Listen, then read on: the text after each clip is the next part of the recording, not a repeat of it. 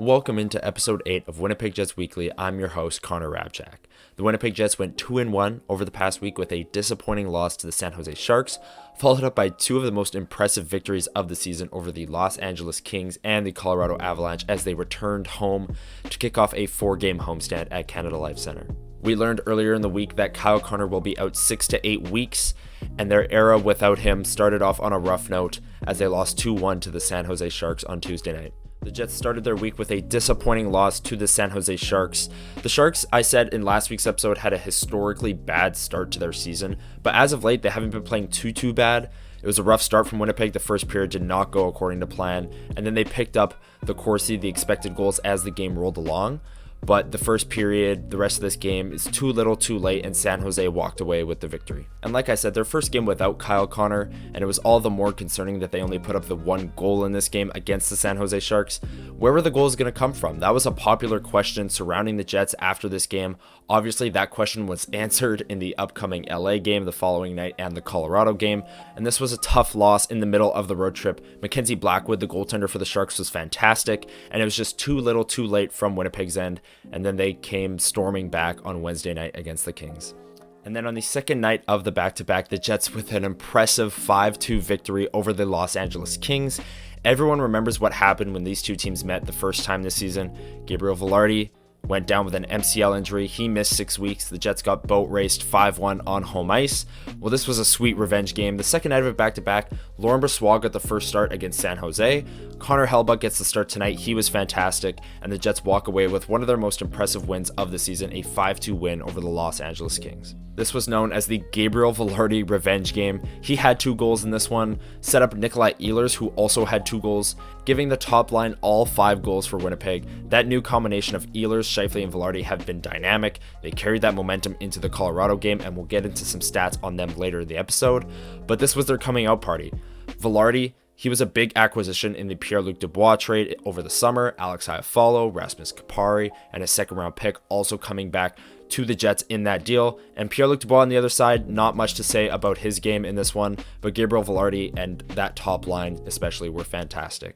There have been plenty of statement wins for Winnipeg this year. The first road win against Colorado, this win against LA, and you could even argue the game I'm about to talk about, the home game against Colorado where they won 6-2.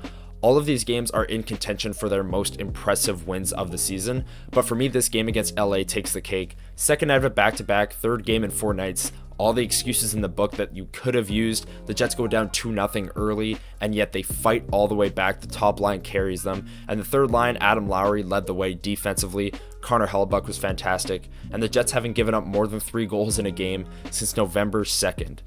Their defensive structure is something we have not seen from a Winnipeg team in a long time, and this game was further proof against a high-powered offensive team like LA that they were able to shut it down in the third period and walk away with the 2 points. This officially gave the Jets a 3-1-0 record on their road trip, where they returned home to kick off a 4-game homestand, which will lead them into the holiday break, facing the Colorado Avalanche, which we will get into in a second, the Detroit Red Wings, the Montreal Canadiens, and the Boston Bruins. I'm going to preview the upcoming schedule later on in the episode, so make sure you stick around, but for the time being, let's get into that Colorado game.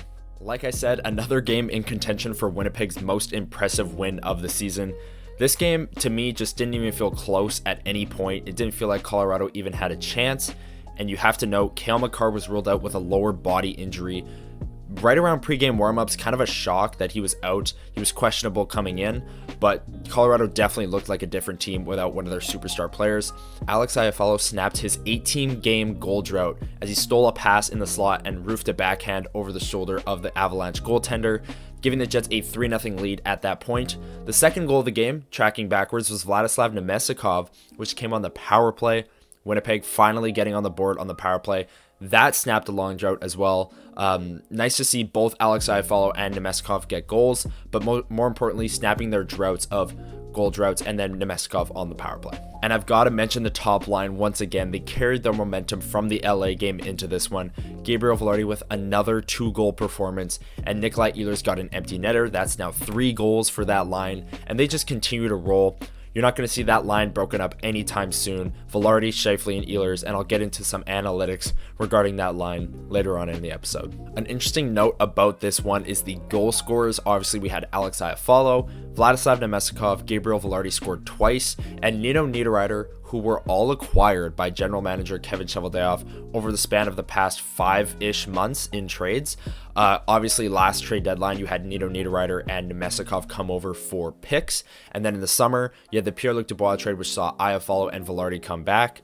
And those moves were some of Cheveldayoff's best. Vilardi is making Cheveldayoff look very smart for that trade right about now. And in this game specifically, the Jets showed off their depth.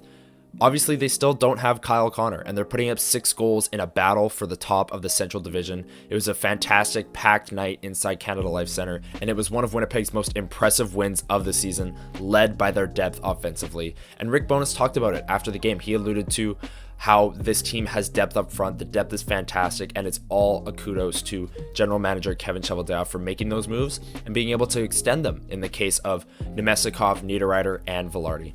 This was a heck of a way for Winnipeg to kick off their 4-game homestand. Their upcoming opponents are all Eastern Conference teams, but for the time being, the Winnipeg Jets sit at number 1 in the Central Division, ahead of Colorado, who they beat in this one, and Dallas, who lost that night, who could have passed the Jets but didn't. Winnipeg sits at number 1. Now it is time for the segments portion of the episode. We've got the hardest working Jet and the 3 stars of the week coming up. But if you're still here, you enjoyed the episode, make sure you drop a like and hit the subscribe button. Hit the notification bell so you don't miss videos like this from Winnipeg Sports Talk in the future. And let's get into the awards. My hardest working Jet of the week is Vladislav Nemestikov. I was considering giving it to either him or his line mate, Alex Iafallo. Obviously, their third line mate, Cole Perfetti, not really known as a forechecker, so the bulk of those duties are up to Vladislav Nemestikov and Alex Iafallo, but they were all over the Avalanche defense, especially in that game. Going back to the LA and San Jose games, Nemestikov was a big reason why the Jets were able to hold both those teams to 2 goals apiece. But like I said, it was really the Colorado game that sealed this for me. He was all over Colorado's defense, who were missing Cale Makar, and that's a big part of their puck-moving abilities. But Winnipeg's forecheck was all over them. Nemestikov was a big reason for that. And obviously, he got the goal on the power play, which snapped a long drought for that unit. Vladislav Nemestikov is my hardest working Jet of the week on episode 8 of Winnipeg Jets Weekly. Now it's time to get into the 3 stars of the week. Before we get into that, let me know if you agree with my choice for hardest working Jet of the week and who your top 3 stars would be. Let's get into it. How good has Mark Scheifele been for the Winnipeg Jets this year? Losing Kyle Connor, losing Gabe Vilardi for 6 weeks, he's the constant on that top line. Mark Scheifele is my 3rd star of the week for Winnipeg Jets Weekly. He's up to 33 points in 29 games on the season. But the most impressive part of his game to me is the defensive buy-in. I've talked about it a lot on this show on Winnipeg Sports Talk.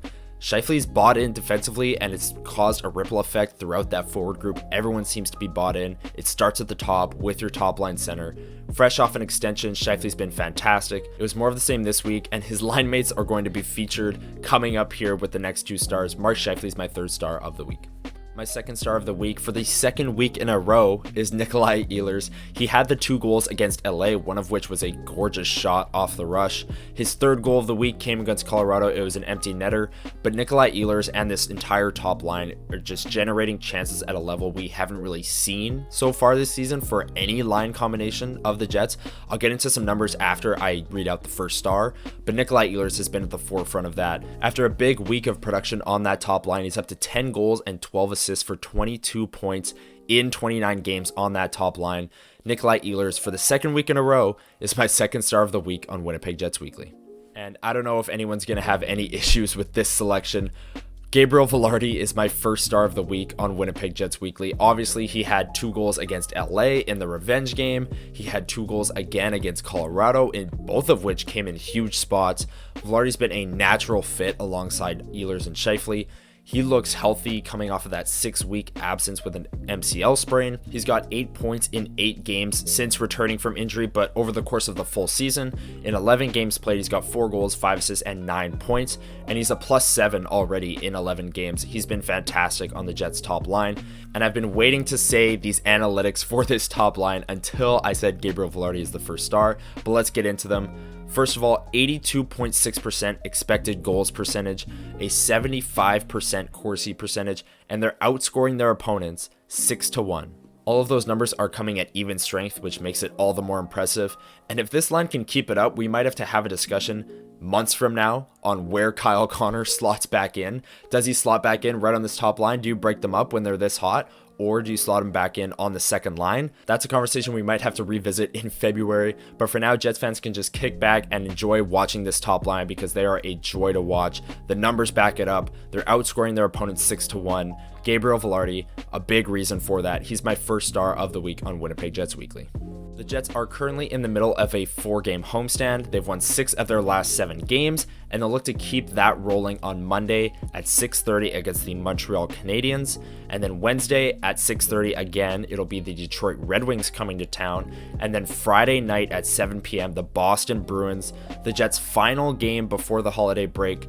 All 3 original 6 opponents, all from the Eastern Conference. The first 2 at 6:30 because they're on Sportsnet. And then Friday, 7 o'clock, that's a TSN game. Should be 3 fun games inside Canada Life Center leading into the holiday break. Hopefully some packed crowds.